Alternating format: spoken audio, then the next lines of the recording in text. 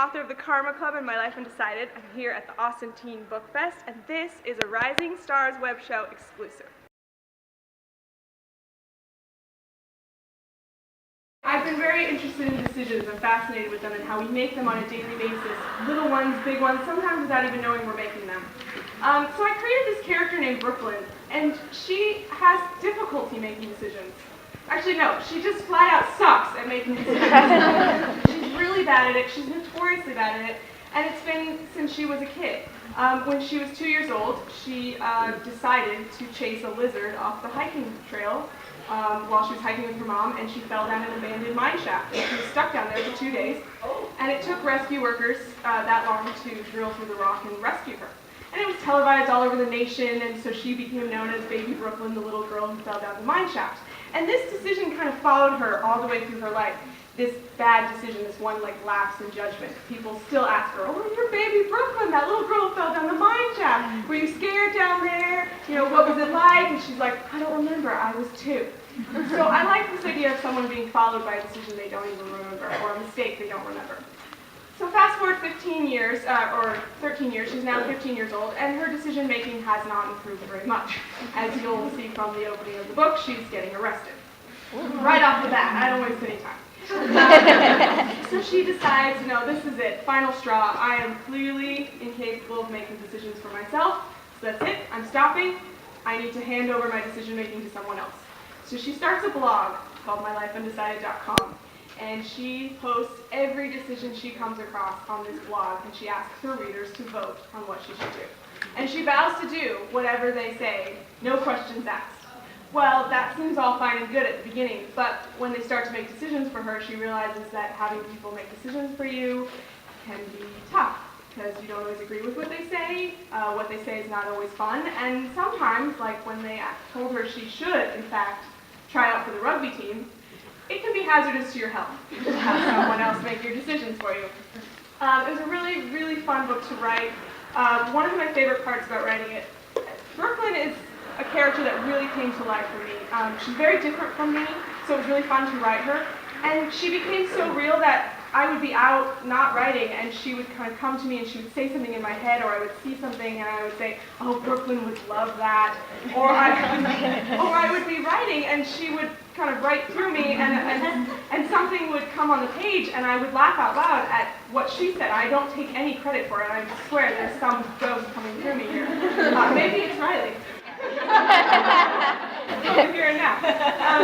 Anyways, she was just so fun to write, and I really missed her at the end. But my favorite part is when she actually writes her blog posts in this, because they are when she is at her truest form, because she is pleading to her blog readers, and I get to kind of, through the rest of the book, I write as her. On the blog post, I write as she would write when she's asking for help, and that was really interesting to kind of write through her mind. It was my first young adult, and I wanted to make sure I got it right, and so I kind of just took my own experiences and made the character very similar to me at age 17. With this book, I wanted to do something completely different because I wanted to see high school through a different set of eyes.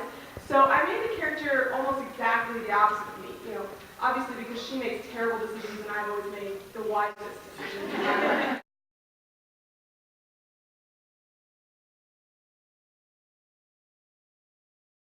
I actually very loosely based it on my little sister, and yeah, it's okay, you can laugh. Because she was kind of the troublemaker of the family. She did make some not so wise decisions when she was that age. But let me just say that I dramatized it a lot. I exaggerated a lot. So, but I warned her about it, and I dedicated the book to her as well. Because she has made some much better decisions as she's gotten older, and so I wanted to give her that recognition. I was very, very close with the character. She was really alive for me. I would go out into the world when I wasn't writing, and I would see things that I knew she would like, and I would almost answer in her voice. And at the end, I'm especially proud of this ending. I won't tell you why, obviously, because it's the ending. But I still go back and read it. I don't read my books once they're published. I can't. But I go back and I read the last page of this one. It reminds me of when I said goodbye. I think it can can do both. I think it depends on how it's presented, because there is such thing as constructive criticism. And I've trained my husband now to give me the good news first.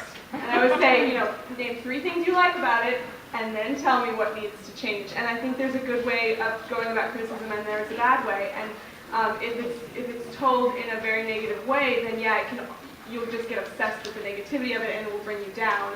I had a review once that said in my first book I used the phrase "for all intents and purposes" too much, and to this day I cannot write that phrase. I mean, I erase it every time it comes out. So I don't know how that would have been presented differently, but I think that can help and hurt depending on how it's situated. I agree with that. It was the second book. Yeah. That was. They actually say the second book is the hardest for a lot of authors, and I think it's because now you know that it's going to be published, now you know it's going to sit on the shelf, and now you know that there are going to be reviews. And so when you're writing that one, it's a whole different experience than writing the first one, which you probably wrote for yourself in hopes it may get published someday.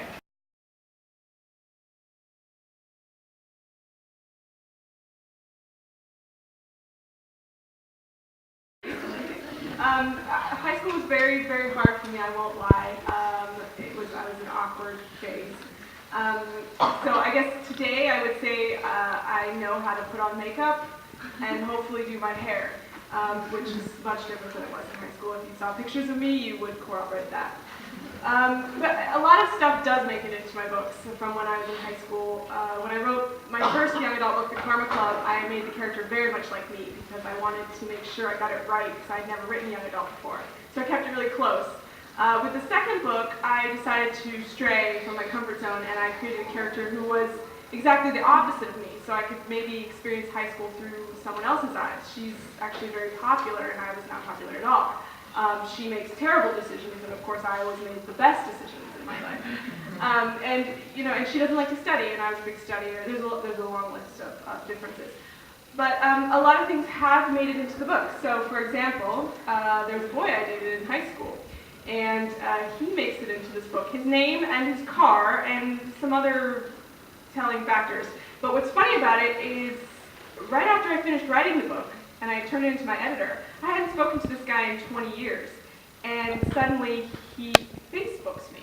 Completely out of the blue, and this is why I believe that you kind of know when someone's talking about you, and you really know when someone's writing about you. So he said, "Hi, how are you? Do you remember me?" And I said, "Oh, I remember you.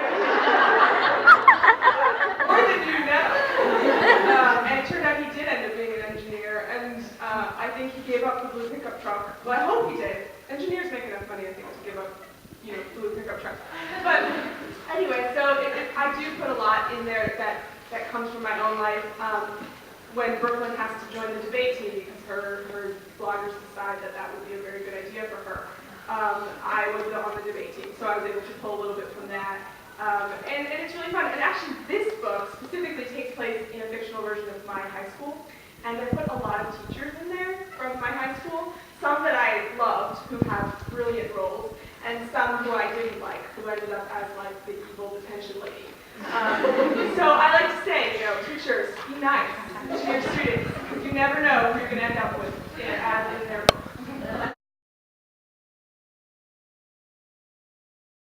I actually have a pretty specific process. I like to go somewhere else that's not my home because my home has way too many distractions. So I will go to a coffee shop and I will order, I will always drink coffee, and I actually always listen to the same white noise track, and it's like shh in my ear for 3 hours. But there's something about that. Yeah, shh. I love it. I just want to write right now. I'll do it later. But there's something about like the routine of it and the hearing the noise that like tricks my brain into saying, okay, it's writing time. Here we are at the cafe. Here's the noise. I hear the shh, and now we're gonna write. So for me, I kind of have to have that routine going in order to trick myself into writing.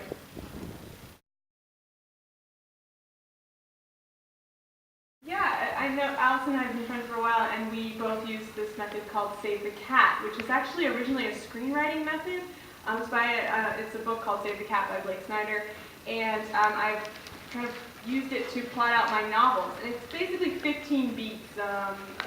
Sometimes it's called the hero's journey, but it's 15 beats of where the story should go in order to have a full character arc and a full story of change and adaptation and bad guys and all those kinds of things. So I recommend it. I actually teach a class on how to use Save the Cat as for novels, but I recommend checking it out. If you're having structural problems, it will save you. It saved me for sure.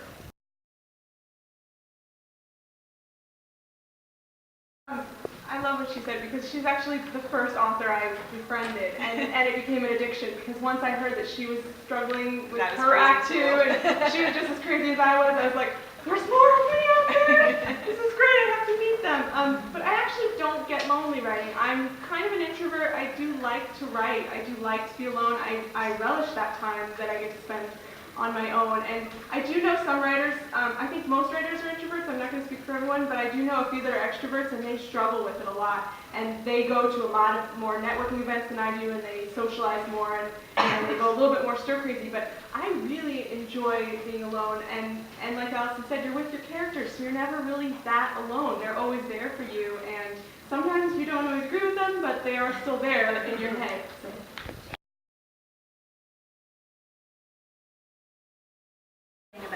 The Aaron Sorkin one? Yeah. I'm pretty sure it's Aaron Sorkin, and I apologize to whoever said it. That's not Aaron Sorkin, if that was the case. But it's basically, you know that you've reached success or that you've gone places when the things you complain about used to be the things you dreamt about. My question is that in this age of book sales and Amazon rankings and all of the plethora of information about how books are selling, how do you define success for yourself as an author? How do you define success for each book? That's a really, really good question. And regarding Amazon rankings, I've learned to stop looking because it can get a little bit of an obsession and it doesn't necessarily help you in any way. For me, I think my success just keeps I don't think I'll ever reach it because you always have bigger and bigger goals. Yes, your bar's always raised. Like for me, I just thought all I want to do is get published. And then when I got published, it was like, well, all I want to do is sell another book. And then when you do that, well, all I want to do is get a movie, book turned into a movie. All I want to do is reach the bestseller list. So I actually, wonder if people who have reached all those things, what their version of success has been, because I think it always grows.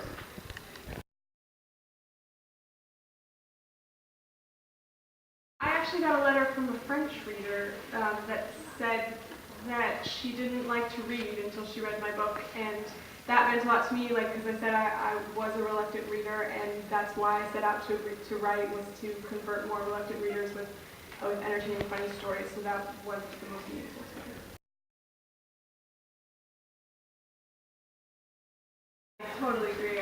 It's like, if you try to write another book, you're writing a romance and then you try to write a sci-fi, then suddenly your sci-fi characters are, kissing, and your romance novel, like they're traveling to Mars. So it just doesn't work.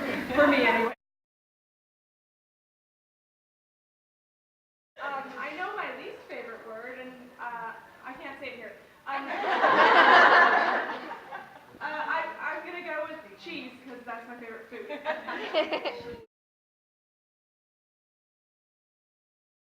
Minus the Hunger Games, I really, really enjoyed it.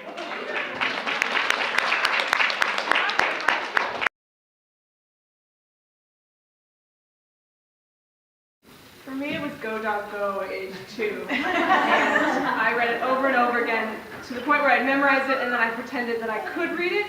But I got a lot of the stuff wrong, like there's a conversation with 2 dogs and one says, do you like my hat? And the other one says, no, I don't. And then, okay, well, goodbye. And it's a funny conversation. And I used to get to that page and go, my hat? No, goodbye. And that was it. So I've been summarizing since I was 2 years old. We are, now we can take it back, take it back, take it back.